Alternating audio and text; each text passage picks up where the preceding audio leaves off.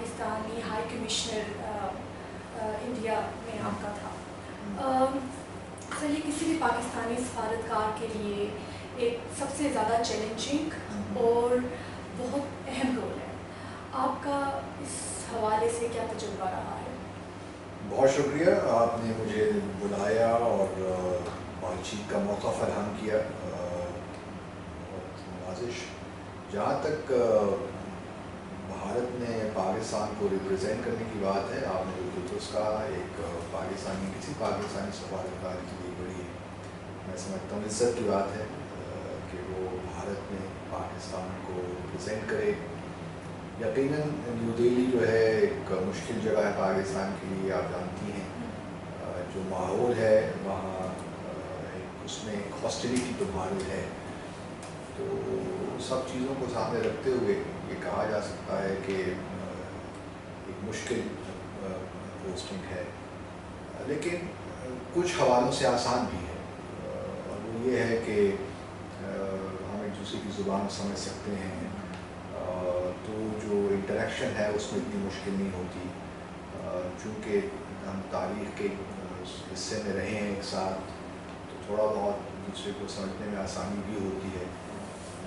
تو میں ذاتی طور پہ سمجھتا ہوں کہ 3.5 سال کا عرصہ جو میں نے وہاں گزارا، مودی صاحب آئے ایز پرائم منسٹر، تو ایک نیا دور تھا پاکستان بھارت کے لیے. اس میں جہاں مواقع تھے وہاں چیلنجز بھی تھے. تو ہمارے لیے سب سے بڑا چیلنج یہی تھا کہ کس طرح نئی حکومت کو ہم اس بات پہ آمادہ کریں کہ پاکستان اور بھارت کے درمیان جو ڈائلاگ کا پروسیس رکا ہوا ہے اس کو کس طرح شروع کریں اور کس طرح آگے بڑھیں تعلقات کو لے کر. لیکن اس میں ہمیں خاطر خواہ کامیابی نہیں ہوئی. اس کی بہت سی وجوہات ہیں جو انشاءاللہ جو آپ کے انشاءاللہ سوالات ہوں گے اس میں ہم ڈسکس کریں. ٹھیک ہو گیا. سر، کشمیر اور پاکستان اور انڈیا کے درمیان جو کشیدگی، اس کی جو بنیادی وجہ مسئلہ کشمیر ہے. یہ جو مسئلہ کشمیر ہے، اس کے اگر ہم روٹ کازز پہ جائیں تو وہ انلیگل آکیوپیشن اور جو سیلف ڈٹرمنیشن کے رائٹ کو لے کر ہے. لیکن انڈیا نے اس مسئلے کو ہمیشہ اس طرح سے پورٹرے کیا ہے جیسے یہ دہشت گردی سے منسلک ہو یہ مسئلہ. اور جو بین الاقوامی قوتیں ہیں ان کے بھی رویے سے ایسا معلوم ہوتا ہے کہ وہ بھی کسی حد تک اس مسئلے کو دہشت گردی کی سے منسلک کرتے ہیں. تو آپ کے خیال میں پاکستان کی طرف سے کون سے ایسے اقدامات جو ہیں وہ لیے جا سکتے ہیں جو بین الاقوامی قوتوں یا اس کی انٹرنیشنل کمیونٹی جو ہے اس کی اٹینشن جو ہے وہ روٹ کاز کی طرف اس کو لے کر آئے؟ دیکھیے، اس میں آپ نے بالکل صحیح فرمایا کہ جو بین الاقوامی طاقتیں ہیں، جو طاقتیں میٹر کرتی ہیں، وہ اس وقت جموں اور کشمیر کے تنازع کو لے کر تھوڑی سی کنفیوژن کا شکار ہیں. اور جو بھارت کا نیریٹو ہے اس کو شاید زیادہ پذیرائی بھی مل رہی ہے. اس میں ایک سطح پہ تو میں کہوں گا کہ ہمارا جو قانونی اعتبار سے جو ہماری پاکستان کی اور مقبوضہ جموں و کشمیر کے لوگوں کی پوزیشن ہے وہ بڑی اسٹرانگ ہے، مضبوط پوزیشن ہے. کیونکہ اقوام متحدہ کی قراردادیں ہیں اور اس میں، اور یہ بھارت چونکہ خود لے کر گیا تھا یہ مقدمہ اقوام متحدہ میں، اور اس نے بھی ایکسیپٹ کیا تھا کہ ہم ریفرینڈم کروائیں گے، پلیبسسٹ کروائیں گے اور یہ دیکھیں گے کہ کشمیری جو ہے پاکستان کو جوائن کرنا چاہتے ہیں بھارت کو. تو قانونی اعتبار سے اور اخلاقی اعتبار سے میں سمجھتا ہوں کہ ہمارا جو مقدمہ ہے بہت مضبوط ہے. یہ الگ بات ہے کہ ہم 9/11 کے بعد خاص طور پہ ہم نے جموں اور کشمیر کے مسئلے پہ زیادہ توجہ نہیں دی. ہماری سفارتکاری چونکہ 9/11 کے بعد اور بہت سے مسائل جمع ہو گئے ہمارے سامنے، تو جس طرح ہمیں اپنی ڈپلومیسی کو ایک فوکس طریقے سے چلنا چاہیے تھا وہ ہم نہیں چل پائے بدقسمتی کے ساتھ. پھر دوسری بدقسمتی ہمارے ساتھ یہ ہوئی کہ جنرل مشرف نے اپنے زمانے میں ایک 4 پوائنٹ فارمولا میں سمجھتا ہوں کہ پری میچورلی اس کو پیش کیا، اس پہ ہوم ورک نہیں کیا اور اس کو پبلکلی اناؤنس کر دیا. وہ ایک میں سمجھتا ہوں کہ بہت بڑی ایک ڈپلومیٹک میں سمجھتا ہوں غلطی تھی ہمارے بہاف پہ. اس کی وجہ سے بھی جموں اور کشمیر کے جو کاز ہے اس کو نقصان پہنچا. اور پھر بھارت نے چونکہ ٹیررزم ان کا تو بنیادی مقصد یہی تھا کہ جموں اور کشمیر کی ساری اسٹرگل کو جو ایک لیجیٹیمیٹ اسٹرگل ہے، جائز اسٹرگل ہے، جو کہ UN چارٹر میں اور universal declaration of human rights جو ہے وہ اس کی ضمانت دیتا ہے. تو بھارت نے بڑے چالاکی کے ساتھ اس کو 9/11 کے بعد، کیونکہ دنیا کا ماحول ایک بنا ہوا تھا دہشت گردی کے خلاف، وائلنس کے خلاف، تو ان کو ایک موقع ملا کہ جموں و کشمیر کی جو لیجیٹیمیٹ اسٹرگل ہے اس کو وہ دہشت گردی کے تناظر میں پیش کریں، اور اس میں کسی حد تک وہ کامیاب ہوئے ہیں. لیٹس ایڈمٹ کہ ان کو کامیابی ہوئی ہے. اور اگر ہم اس بات کا ادراک کر لیں کہ بھارت کو اس مسئلے پہ تھوڑی بہت کامیابی ہوئی ہے، تو ابھی بھی وقت ہے ہم اپنے جو تھوڑی بہت ہمارے ڈپلومیٹک لوز اینڈس ہیں ان کو ٹھیک کریں اور کشمیر پہ فوکس کریں. کیونکہ جموں اور کشمیر کے جو مقبوضہ جموں اور کشمیر کے لوگ ہیں وہ وہاں پہ جو غم و غصہ کی جو ہے لہر وہ اس قدر گہری ہے بھارت کے خلاف کہ میں نہیں سمجھتا کہ بھارت کا کوئی بھی ایکشن ان کو ان کی طرف مائل کر سکتا ہے. یہ مسئلہ ہے جو رہے گا، جنریشنز تک رہے گا. اب ہم پہ لازم ہے کہ ہم کس طرح ہم یہ دیکھیں کہ ہم کس طرح اس مسئلے کو سفارتی سطح پہ بھرپور انداز سے پیش کر سکتے ہیں. اس کے لیے ہماری پارلیمنٹری کمیٹی آپ جانتی ہیں زیادہ ایکٹیو نہیں ہے بدقسمتی کے ساتھ. میں تو ذاتی طور پہ اگر آپ مجھ سے پوچھے تو میں سمجھتا ہوں کہ وقت آگے کہ پاکستان حکومت کو ایک اسپیشل انوائے مستقل طور پہ بنانا چاہیے کشمیر کے لیے، جو کہ تمام جتنی بھی ہماری کاوشیں ہیں ان کو انٹیگریٹڈ طریقے سے لے کر آگے چلیں. یہ اب ہم نے دیکھا OIC کا بھی ایک اسپیشل ریپرزینٹیو اسپیشل انوائے ہے فار کشمیر، لیکن وہ انیکٹیو ہے کہ OIC خود انیکٹیو ہے. اسی طرح اس سال ہمارے وزیر اعظم نے UNGA سیشن میں کہا کہ UN کو ایک اسپیشل ریپرزینٹیو بنانا چاہیے کشمیر، لیکن وہ ہوگا نہیں. اس کی بنیادی وجہ یہ ہے کہ سیکورٹی کونسل میں ابھی وہ اس کو اتنی پذیرائی نہیں ملی. تو پہلا تو اقدام ہمیں خود کرنا چاہیے کہ ہم ایک اسپیشل ریپرزینٹیو بنائیں تاکہ دنیا دیکھے کہ جی پاکستان کتنا سیریس ہے اس معاملے میں. جب ہم خود ایک اقدام اٹھا لیں گے تو مجھے امید ہے کہ دنیا بھی اس کو پھر اس کی طرف مائل ہوگی کچھ اقدامات کرنے کے. سر یہ جو کلبھوشن جادھو کا جو بھی معاملہ چلا اس میں ہم نے دیکھا کہ پاکستان کے پاس بہت اسٹرانگ ایویڈنسز تھی، لیکن اس کے باوجود انٹرنیشنل جو کمیونٹی ہے اس نے وہ اس معاملے کو اتنی توجہ نہیں دی جو دینی چاہیے تھی. اور انفیکٹ جو ICJ کا بھی جو ڈیسیجن تھا وہ بہت حد تک ہمیں انڈیا کے حق میں نظر آیا. اس معاملے پر آپ کی کیا رائے ہے؟ دیکھیے وہی ہماری بنیادی جو میں سمجھتا ہوں شاید پورے ملک کا ہمارا ایک سنگین ایشو ہے کہ ہم جو ایشوز ہیں ان کو کنسسٹنٹلی پرسو نہیں کرتے. ہم ایک قدم لے کے پھر بھول جاتے ہیں یہ کوئی ایشو تھا. یہ جو ہمارے ایک ہے نا ایڈہاکزم ہمارے کلچر میں، یہ فارن پالیسی میں بھی ہے، ڈپلومیسی بھی آپ کو نظر آتا ہے بدقسمتی کے ساتھ. تو ہمیں اس سے نکلنا ہے. اگر ایک ہمارے لیے ایک ایشو اگر اہم ہے تو ہمیں پھر اس بات کو یقینی بنانا ہے کہ اس ایشو کو ہم اس کے منطقی انجام تک پہنچانے تک ہم اس کو پکڑ رکھیں.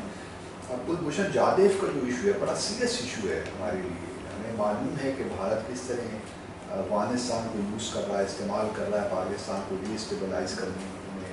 کراچی میں بہت بڑا ہاتھ تھا ان کا، بلوچستان میں، فاٹا ریجن میں، اور پاکستان کے دوسرے حصوں میں. تو کلبھوشن جادھو کا پکڑنا، پھر اس پہ ٹرائل چلنا، اس کی کنوکشن ہونا اس بات کی عکاسی کرتا ہے کہ بھارت کی کتنی گہری انوالومنٹ ہے پاکستان میں. اب ہمارے لیے یہ ضروری تھا کہ ہم اس پورے قصے کو صحیح طور پہ دنیا کے سامنے رکھتے، لیکن مجھے لگتا ہے کہ ہم شاید اس میں بھی پوری طرح کامیاب نہیں ہوئے. کلبھوشن جادھو کا نام لیتے ہوئے ہم گھبراتے ہیں، ہم اپولوجیٹک ہو جاتے ہیں. اس کی قدر کوئی ضرورت نہیں ہے. ایک چیز ہوئی ہے اور ہمیں بتانا چاہیے دنیا کو کہ کس طرح بھارت انوالو ہے. لیکن وہی بات ہے کہ جو چیزیں ہم کرتے ہیں اس کو ہاف ہارٹیڈلی کرتے ہیں اور پوری طرح اس کو پھر فوکس نہیں کر پاتے. شاید ہماری کیپیسٹی نہیں ہے. اتنے ایشوز ہیں، چیلنجز ہیں کہ ہم ایک ایشو اٹھاتے ہیں، تھوڑی عرصے تک اس کو پرسو کیا، پھر دوسرا ایشو سامنے آ جاتا ہے. تو انسٹیٹیوشن کیپیسٹی بھی شاید نہیں رہی. تو ہمیں یہ بھی دیکھنا ہے کہ جو ہمارے فارن آفس ہے، جو ہمارے اور آرگنائزیشنس ہیں، ان میں کیپیسٹی ہونی چاہیے کہ کسی چیز کو اس کے منطقی انجام تک پرسو کرتے رہیں. صحیح. سر یہ جو شنگھائی کوآپریشن آرگنائزیشن کی جو ممبرشپ ہے آپ کے خیال میں اس کی وجہ سے پاکستان اور انڈیا کے مابین جو کشیدگی ہے یا جو ان کے درمیان ڈفرینسز ہیں ان کو کس حد تک اوور کم کیا جا سکتا ہے، یا پھر یہ بھی فورم جو ہے یہ دوسرے انٹرنیشنل فورم کی طرح ثابت ہوگا جو اپنے اکنامک انٹرسٹ کی وجہ سے بھارت کو زیادہ سپورٹ کرے گا؟ دیکھیے یہ کہنا ذرا قبل از وقت ہے میرے خیال میں، لیکن جو ہم دیکھ رہے ہیں ساتھ کا جو حشر ہو رہا ہے جو 1960 میں پاکستان میں پچھلے سال ہونی تھی وہ نہیں ہو پائی، اس کی بنیادی وجہ بھارت ہی ہے۔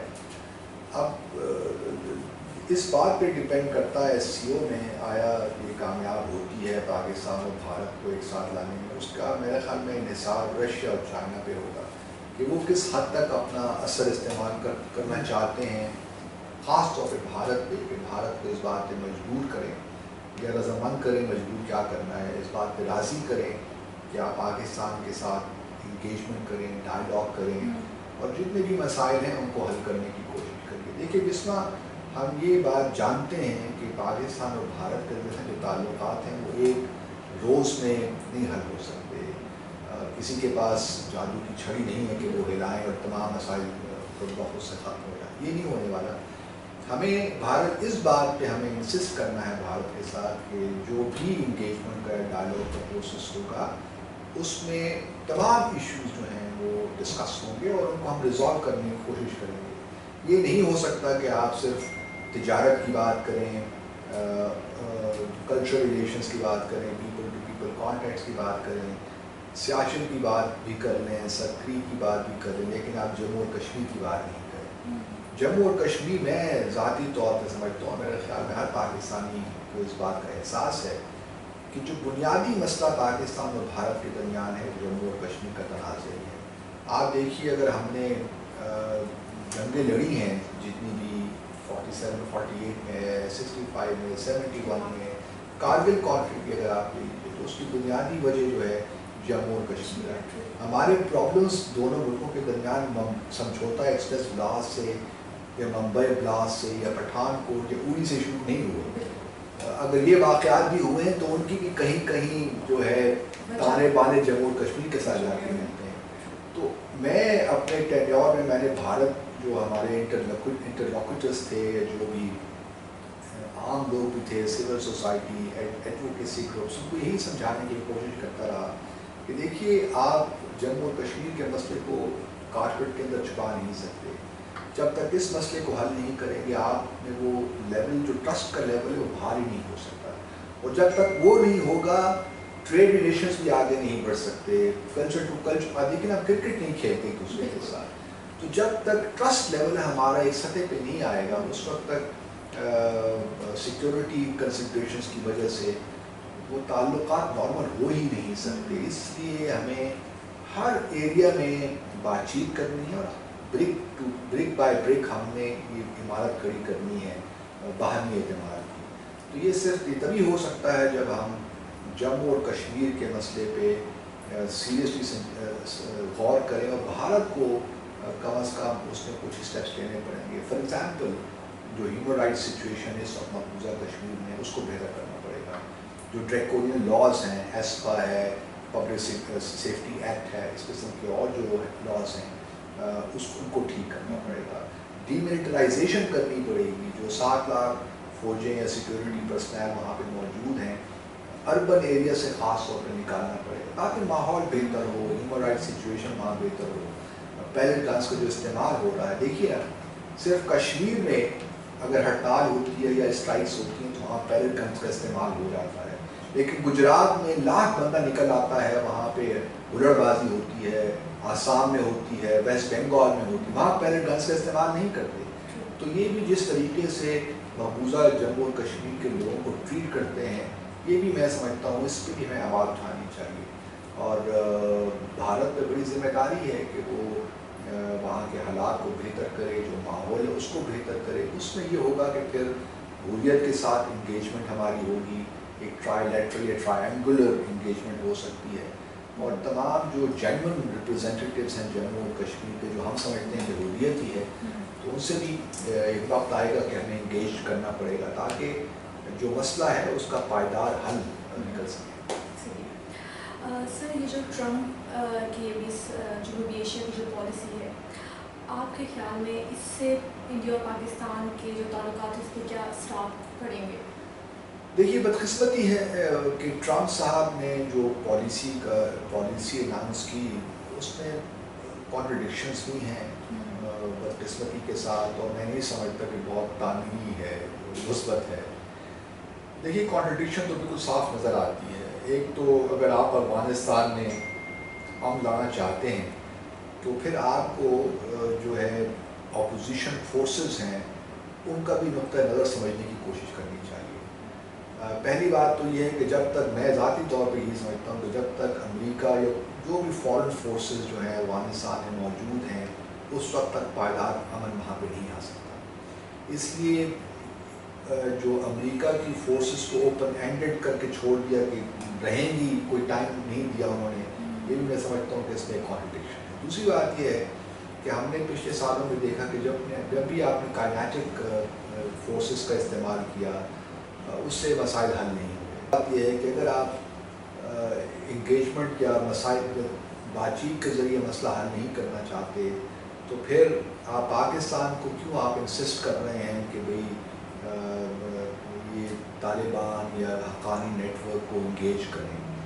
دیکھیے پہلی بات تو یہ کہ ہمارا اتنا انفلوئنس بھی نہیں ہے طالبان پہ یا حقانی نیٹ ورک پہ. طالبان یا جو بھی افغانس ہیں ہمیشہ سے بڑے انڈیپینڈنٹ مائنڈیڈ رہے ہیں، اور اس وقت بھی تقریباً 50% کے قریب جو افغانستان کا اپنا علاقہ ہے وہ ان کے کنٹرول میں ہے یا حکومت کے کنٹرول میں کم از کم نہیں ہے. تو طالبان اور حقانی نیٹ ورک تو تمام جتنے بھی ہیں وہ وہیں پہ ہی ہیں افغانستان میں. تو پاکستان کو مورد الزام پھیلانا کہ ہم نے سینچریز دے رکھی ہیں ہم، تو یہ بھی سارا ایک بے بنیاد بات ہے. یہ پرانا جو ہے اسٹیریوٹائپ قسم کا نیریٹو ہے جو چلتا آ رہا ہے، اور پریزیڈنٹ ٹرمپ نے کوئی خاص کوشش نہیں کی کہ صحیح سمجھنے کی کوشش کریں کہ آیا پرابلم ہے کیا. دوسری بات یہ ہے کہ آپ کہتے ہیں کہ انڈیا کو زیادہ رول دیں، چاہے وہ اکنامک ڈیولپمنٹ کے حوالے سے بھی ہے، لیکن امریکہ کو یہ بات سمجھنی چاہیے کہ بھارت نے افغانستان کو استعمال کیا اور ابھی تک استعمال کر رہا ہے under the garb of development projects. تو یہ جب تک اگر انڈیا کی اور زیادہ انوالومنٹ ہوگی تو پاکستان کے لیے تو آبویسلی وہ خطرے کی گھنٹی ہے، کیونکہ جو بھارت کی ساری خارجہ پالیسی ہے وہ ان کا جو ایک قاتلیہ جو فلاسفر تھا چنکیا اس پہ بیس کرتی ہے کہ آپ جو اگر آپ کا اینیمی ہے، اگر آپ کو دشمن ہے تو اینیمی کے دشمن کے ہمسائے کے تھرو اس کو ویکن کریں، ڈی اسٹیبلائز کریں. تو وہ یہی کر رہا ہے اس وقت. تو ہمارے لیے تو ایک اچھی، میں نہیں سمجھتا کہ بہت اچھی پالیسی ہے ہمارے لیے مثبت ہے، بلکہ میں نہیں سمجھتا کہ اس علاقے کے لیے بہتر ہے. اس علاقے میں مزید مسائل پیدا ہوں گے، اور میں 4 سال کے بعد پھر دوبارہ کوئی ریویو ہوگا، اس وقت تک کیا سچویشن ہوتی ہے ویڈیو ناٹ میں. لیکن مجھے آثار اچھے نہیں لگ رہے. طالبان اور کابل گورنمنٹ کے درمیان بھی جو صورتحال ہے وہ اتنی بہتر نہیں ہے. تو بدقسمتی یہ ہے کہ جو انڈیا جو اس وقت کابل میں گورنمنٹ ہے، میں نہیں سمجھتا کہ وہ بھی چاہتی ہے کہ افغانستان میں پیس ہو اور وہ کوئی پاور شیئر کریں طالبان کے ساتھ، کیونکہ ان کے اپنے مفادات بھی اس سچویشن کے ساتھ مربوط ہیں. وہ بھی یہی چاہتے ہیں کہ اس طرح رہے، جو پیسہ مل رہا ہے، وار اکانومی کے اپنے ڈائنامکس ہوتے ہیں. تو تمام بلکہ طالبان بھی اس سے فائدہ اٹھا رہے ہیں، نارکوٹکس ٹریڈ چل رہا ہے اور بڑی چیزیں ہیں.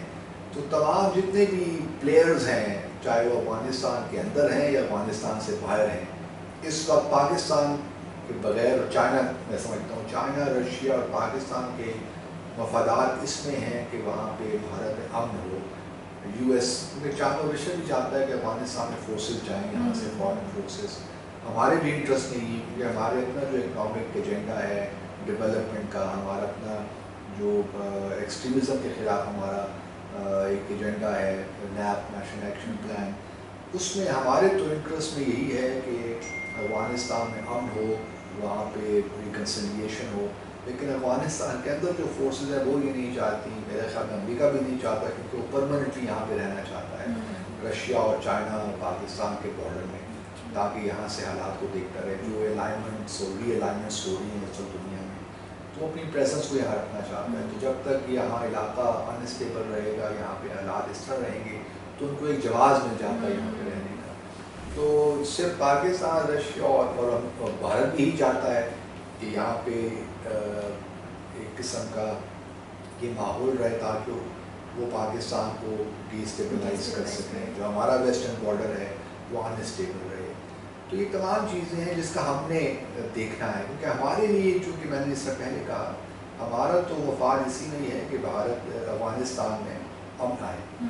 اب ہمارے لیے ضروری ہے کہ ہم بھارت یو ایس کے ساتھ خاص طور پہ انگیج کریں اور ان کو سمجھانے کی کوشش کریں کہ دیکھیے اگر آپ چاہتے ہیں کہ اس میں افغانستان میں امن ہو، جو آگے بھی لانگ ٹرم انٹرسٹ میں بھی ہے، تو آپ کو پاکستان کے ساتھ زیادہ انگیج کرنا پڑے گا. بھارت کی جو پالیسی ہے اس سے تھوڑا سا دور ہونا پڑے گا. لیکن یہ مشکل کام ہے، یہ آسان کام نہیں ہے، لیکن یہ ہو سکتا ہے اگر آپ ایک میں سمجھتا ہوں کیلیبریٹڈ ڈپلومیسی کے تھرو آگے بڑھیں. تو یہ آپ ابھی ہمارے وزیر خارجہ جا رہے ہیں 5 اکتوبر کو، میرے خیال میں ان کی ملاقات ہے اپنے امریکی ہمسر کے ساتھ. ہم امید کرتے ہیں کہ اس کے نتیجے میں کچھ بہتر چیز نکلے گی. سر، آپ اس ہائپوتھیسس سے کس حد تک ایگری کرتے ہیں کہ جو اقتصادی تعاون ہے وہ سیاسی تنازعات کو حل کرنے میں مثبت کردار جو ہے وہ ادا کر سکتا ہے، اور یہ ماڈل انڈیا پاکستان میں کتنا یوزفل ہوگا؟ نہیں، انڈیا پاکستان میں ماڈل نہیں ہو سکتا. میری اپنی تو یہی انالیسس ہے، خدا کرے کہ میں غلط ہوں، لیکن مجھے لگتا نہیں ہے کہ پاسبل ہے. کیونکہ جو اقتصادی تعاون کی بھی جو بات ہے نا، اس ایک لیول تک جا سکتی ہے، اس کے بیونڈ وہ بھی میننگ لیس ہو جاتی ہے. اگر اعتماد کی کمی ہے، سیکیورٹی کنسیڈریشنز اگر آ جاتی ہیں. مثال کے طور پہ میں آپ کو دیتا ہوں، پاکستان اور بھارت کے درمیان اس وقت تقریباً $2.5 بلین کی ٹریڈ ہو رہی ہے. اور اگر آپ انفارمل یا تھرڈ کنٹری ٹریڈ کو بھی ساتھ میں لگانے لگا تو $5 بلین ٹریڈ ہو رہا ہے. لیکن اس ٹریڈ سے کوئی آپ میں کوئی اعتماد بڑھا نہیں.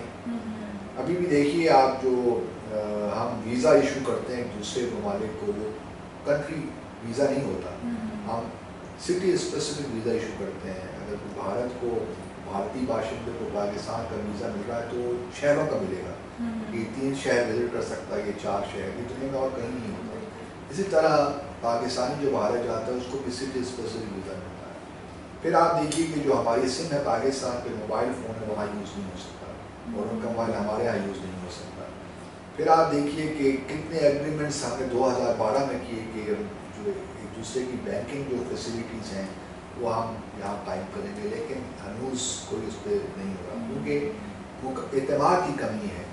تو میں سمجھتا ہوں کہ جس طرح میں نے پہلے عرض کیا کہ بنیادی طور پہ جموں اور کشمیر کے مسئلے کو حل کرنے کے لیے سنجیدہ کوشش کرنی پڑے گی. جب تک یہ مسائل حل نہیں ہوتے، سیاچن ہے، سر کریک ہے، اس وقت تک میں نہیں سمجھتا کہ دونوں ممالک، کیونکہ دیکھیے ہمارا ایک تاریخی پس منظر بھی ہے اس تعلق کا. ہمارے سارے مسائل ہمارے تاریخ سے اور ہماری جغرافی سے اسٹیم کرتے ہیں، اس سے اٹھتے ہیں. تو اتنا آسان نہیں ہے اس تعلق کو کسی ٹریجیکٹری میں ڈالنا. اگر مودی صاحب یہ فیصلہ کر لیں کہ میں نے تعلقات بہتر کرنے ہیں، کیونکہ دیکھیے بڑے عرصے کے بعد بھارت میں بھی ایک کوalition گورنمنٹ نہیں ہے، بی جے پی کو اکثریت حاصل ہے لوک سبھا میں بھی، تو اور مودی صاحب کا ایک امیج بھی ہے کہ وہ مشکل فیصلے کر سکتے ہیں. تو یہ اگر بی جے پی کی حکومت چاہے تو تعلقات بہتر ہو سکتے ہیں. پاکستان نے تو ہمیشہ کوشش کی ہے، لیکن مسئلہ یہ ہے کہ B J P R S S کے انفلوئنس میں ہے، اور آر ایس ایس کا اپنا ایک آؤٹ لک ہے، اپنا ایک ورلڈ ویو ہے اباؤٹ پاکستان. تو میں نہیں سمجھتا کہ 2019 سے پہلے کچھ بہتری آ سکتی ہے. 2019 میں چونکہ الیکشن ہونے ہمارے انڈیا میں، اس میں اگر دوسری ٹرم میں پرائم منسٹر مودی کچھ کرنا چاہیں تو ممکن ہے، لیکن مجھے لگتا نہیں ہے کہ ہمیں کوئی زیادہ امیدیں باندھنی چاہیے، کیونکہ وہ بھی اس وقت آر ایس ایس کے ایجنڈے کو پرسو کر رہے ہیں.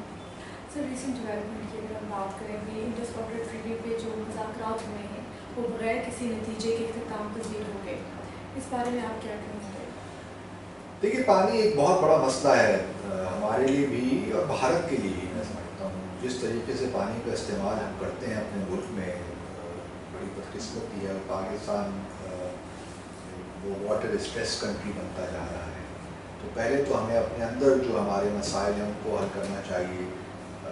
تقریباً دیکھیے 144 ملین ایکڑ فیٹ ہمیں ہر سال بھارت سے آتا ہے, جو ہمارے ریورز ہیں, انڈس ہے, چناب جہلم, سب سے ہمیں ملتا ہے. 144 سے 147 ملین ایکڑ فیٹ کا جو پانی ہر سال آپ کو ملتا ہے, اس میں سے تقریباً 130 کے قریب تو سمندر میں چلا جاتا ہے, کوئی اس کا استعمال نہیں ہوتا. آپ کی اس وقت جو پوری ریکوائرمنٹ ہے وہ بنیادی طور پہ 170-180 ملین ایکڑ فیٹ ہے. اگلے کچھ 15 سالوں میں یہ بڑھ کر 270 ملین ایکڑ فیٹ ہو جائے گی.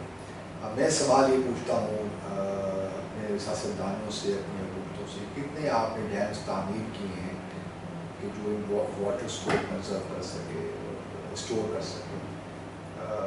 لیکن کوئی جواب نہیں ہے. بھاشا ڈیم ابھی تعمیر ہونا شروع ہوا ہے, آئی ڈو ناٹ نو کب تک بنے گا. اس طرح کالا باغ ڈیم کو آپ لے لیجیے, وہ بھی سیاست کی نظر ہو گیا. اسی طرح اور بہت سے گنجی ڈیم ہیں, اور بہت سی مثالیں میں آپ کو دے سکتا ہوں. اس مسئلے کو حل کرنے کے لیے کچھ صحیح ہم نے اسٹریٹجی نہیں بنائی بدقسمتی کے ساتھ. جس طرح اور بڑے مسائل ہیں, اس طرح یہ بھی ایک مسئلہ جمع ہو گیا ہے, ایکومولیٹ ہو گیا. اگلی بات ہے, دیکھیے بھارت نے انڈس واٹر ٹریٹی میں بہت سی انہوں نے وائلیشنس کی ہیں, ڈیمز بنائے ہیں بغلے ہار سے لے کر کشن گنگا تک, اور ابھی راٹلے بنا رہے ہیں ڈیم. تو یہ انہوں نے وائلیٹ کیا ہے.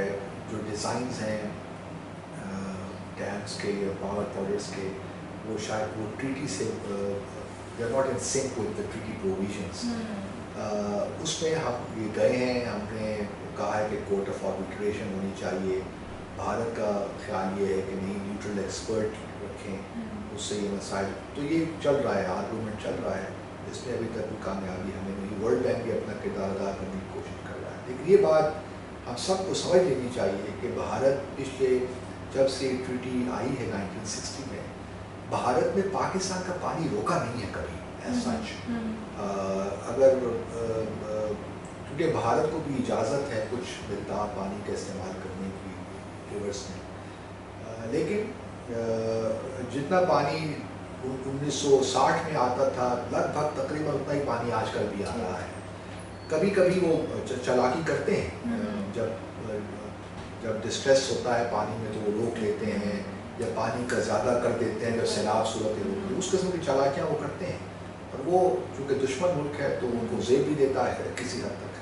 ہمیں اپنا گھر ٹھیک کرنا ہے, جیسا میں نے پہلے کہا, پانی ہمارا ہم ابھی بھی اس چیلنج کو اچھے طریقے سے نبھا سکتے ہیں اگر ہم اپنے جو معاملات ہیں ان کو ٹھیک کریں, ڈیمز بنائیں, ہائیڈرو پاور کی طرف جائیں. اس کو ہم نے نہیں دیکھا ابھی تک کہ کس طرح جو پانی کا جو ضیاع ہو رہا ہے ہم نے کس طرح اس کو روکنا ہے.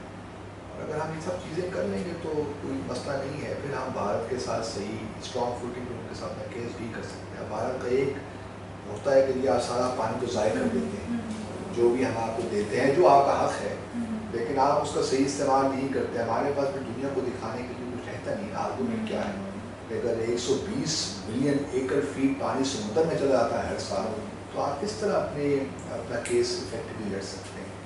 تو ہر چیز کے دو پہلو ہوتے ہیں, دو رخ ہوتے ہیں. بلکہ شاید آج کل تو نئی ٹیکنالوجی ہے, 3 اور 4 ڈائمینشن میں چل رہے ہیں. تو ہمیں یہ دیکھنا ہے کہ ہم نے جو ہماری ریسپانسبلٹیز ہیں بحیثیت قوم, بحیثیت ریاست, کو ہم کس حد تک پوری کرتے ہیں, اور یہی طریقہ ہے آگے بڑھنے کا.